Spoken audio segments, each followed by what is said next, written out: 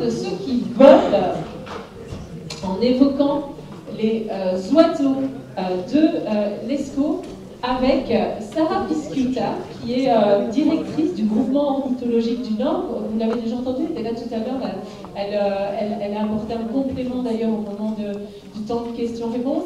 Sarah est déjà prête, donc je vais vous demander de regagner vos sièges rapidement, de telle manière qu'on puisse lui passer la parole. Et contrairement à ce que je vous ai dit, parce que vous savez que les femmes changent tout le temps d'avis, contrairement à ce que je vous ai dit en début de matinée, on prendra d'éventuelles questions pour Sarah directement dans la foulée de son intervention, étant un peu contraint par le temps, comme vous l'avez compris. Voilà, je pense que tout le monde est à peu près réinstallé. Donc Sarah, c'est à vous, les oiseaux de l'ESCO. On dirait le titre d'une chanson. C'est bon. Merci beaucoup. Bonjour à toutes et tous. Alors, je vais essayer d'être brève. C'est difficile de parler des oiseaux de l'ESCO, parce qu'il y a beaucoup d'espèces, et j'ai plutôt axé la présentation sous cette forme-ci, c'est-à-dire que je vais vous présenter quelques oiseaux, quelques portraits d'oiseaux, connus ou peut-être moins connus, mais parce qu'ils expriment, ils parlent de quelque chose en particulier, qui va faire écho à ce qui a été dit tout à l'heure, parce qu'il sera dit après probablement. Juste, on est une association d'études à la faune sauvage et donc on travaille pas que sur les oiseaux, d'où mon intervention tout à l'heure. Et ce que vous devez surtout retenir de ça, c'est les adhérents. C'est-à-dire que notre association, comme Natagora pour le côté wallon ou Naturfaune pour le côté flamand, c'est des associations qui rassemblent les bénévoles. Les bénévoles sont nos yeux sur le terrain. Et c'est grâce aux bénévoles que nos associations peuvent réaliser ces travaux. Et donc, on les en remercie grandement. C'est une vraie force d'avoir ces personnes non salariées qui observent la faune sauvage. Alors, juste pour expliquer que les zones humides sont sous pression, ça c'est les résultats de notre atlas des oiseaux nicheurs du Nord-Pas-de-Calais. Donc un atlas, une photographie sur un groupe de taxonomie donné. Donc les oiseaux par exemple, pendant une période, c'était à peu près 2009-2015, sur le territoire, et donc on va regarder quelles sont les espèces, comment elles ont évolué, quelles sont les menaces qui pèsent sur elles. Et une fois qu'on a cette photographie, on va établir ce qu'on appelle une liste rouge, c'est-à-dire qu'on ne va pas classer les oiseaux selon leur statut juridique, est-ce qu'ils sont protégés, est-ce qu'ils ne sont pas protégés, est-ce qu'ils sont chassables par exemple.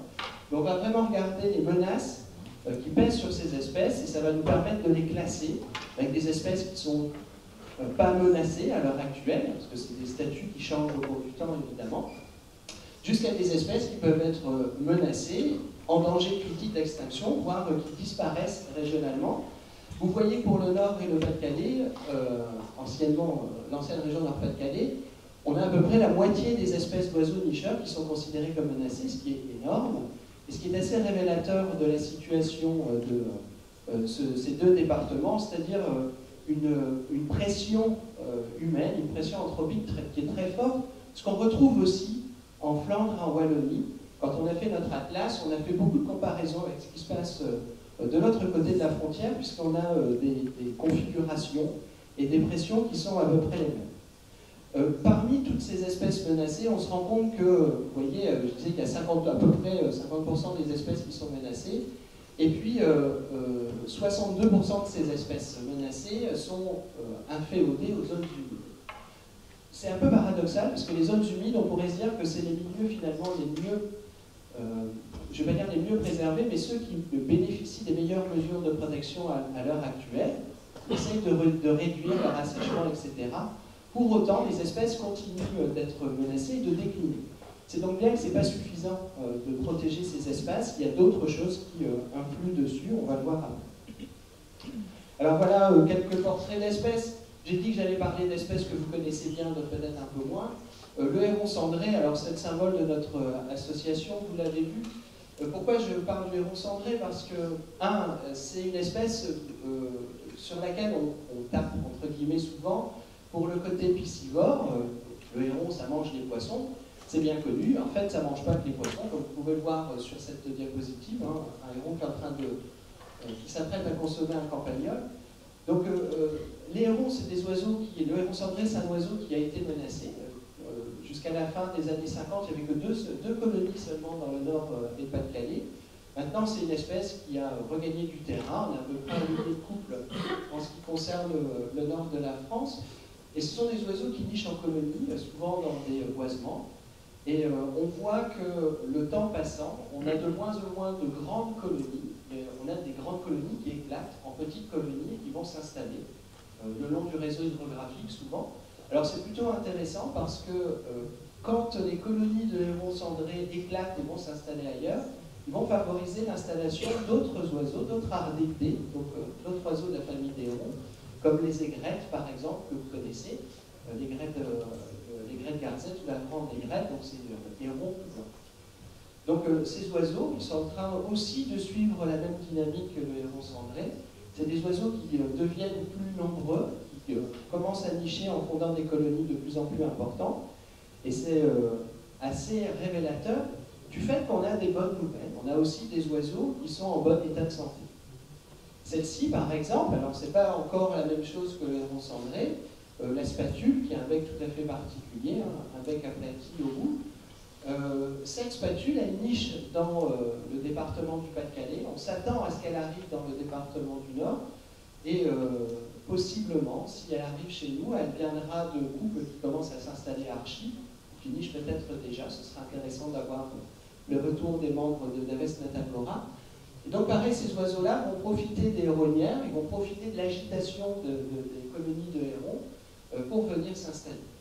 Alors, ce qu'on peut voir, quand on regarde les listes rouges des oiseaux, c'est que, globalement, c'est vraiment très schématique, mais les grandes espèces d'oiseaux ont plutôt tendance à bien se porter. Les rapaces, les hérons, les cigognes, les spatules, sont des oiseaux qui, depuis une trentaine d'années, ont amorcé une dynamique positive. C'est des espèces qui sont de plus en plus nombreuses. Ça ne veut pas dire qu'elles surpeuplent, hein, attention au terme, mais elles sont de plus en plus nombreuses et c'est la preuve que ces espèces, on arrive à bien les protéger. C'est des espèces qui sont plus chassables, c'est des espèces sur lesquelles c'est relativement facile d'intervenir. Vous verrez tout à l'heure que les espèces qui sont globalement plus en déclin, c'est des petites espèces, des passereaux, pour lesquelles c'est plus compliqué d'avoir une prise, puisqu'il faut des changements d'ordre globaux, plus systémiques, et donc c'est évidemment plus compliqué.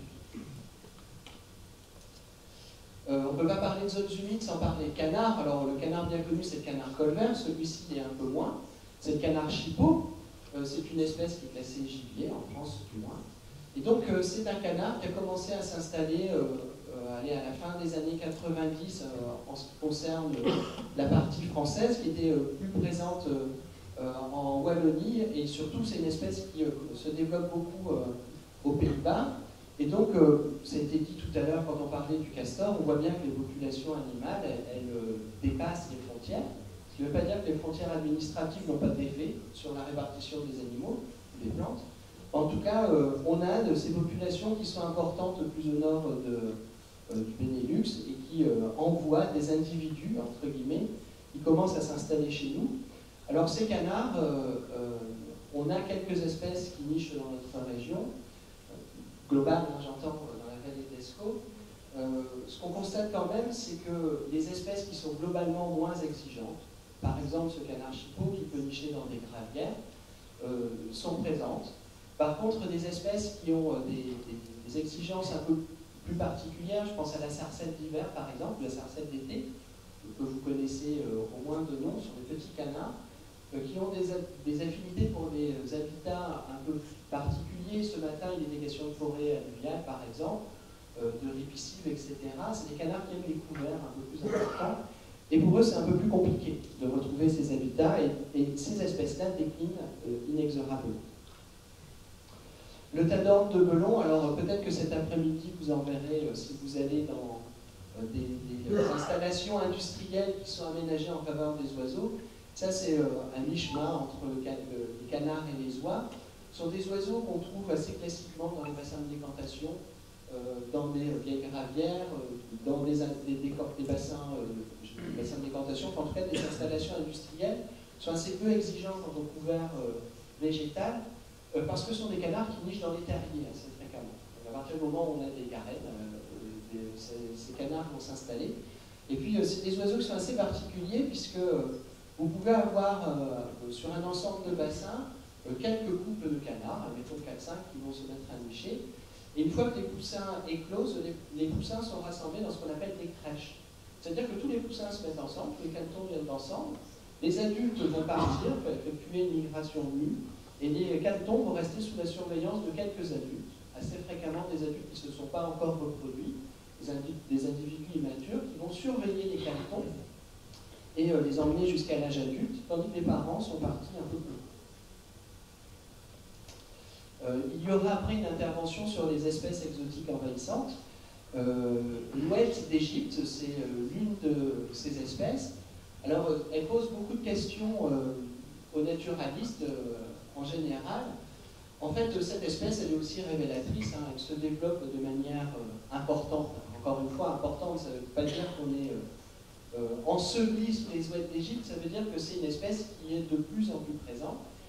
Et il faut regarder aussi pourquoi elle s'installe. Parce que c'est l'une des espèces d'anatidés, donc canards noirs, qui supporte bien et la présence de l'homme et des habitats qui sont énormément simplifiés par l'être humain. En fait, on ne peut pas en vouloir à cette espèce d'occuper des habitats qui deviennent propices, puisque puisque ces habitats ne peuvent plus accueillir des espèces plus spécialisées, comme les canards que je vous ai montrés tout à l'heure.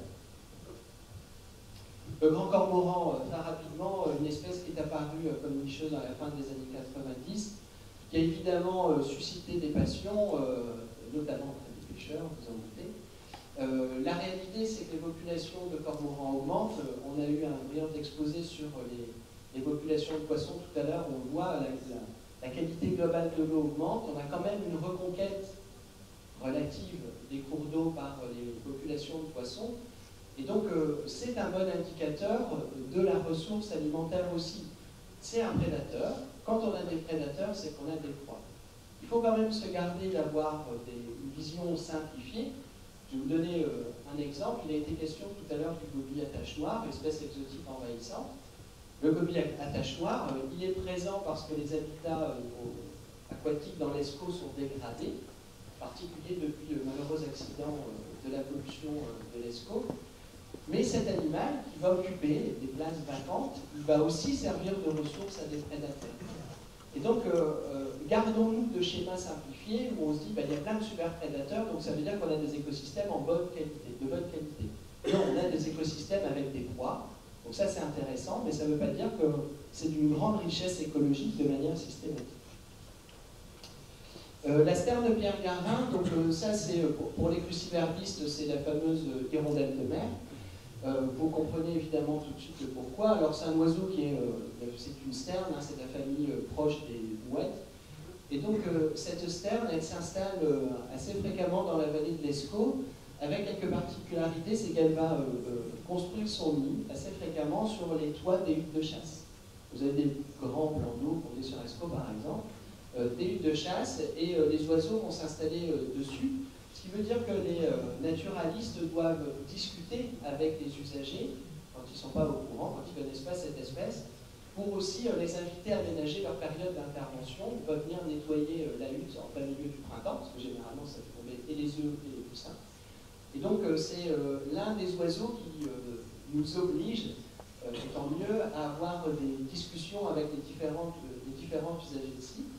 Et donc ça, c'est une des espèces pour lesquelles on fait assez fréquemment des travaux d'aménagement assez simples, c'est-à-dire qu'on installe des radeaux, voilà, des structures flottantes au milieu des plans d'eau. On évoquait ce matin les lacs artificiels.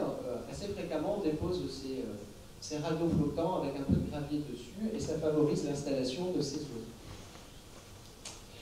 L'hirondelle de rivage, alors là c'est plus compliqué parce que pour le coup, cette espèce, c'est une hirondelle qui creuse des terriers. Ça peut faire jusqu'à 1 mètre de profondeur.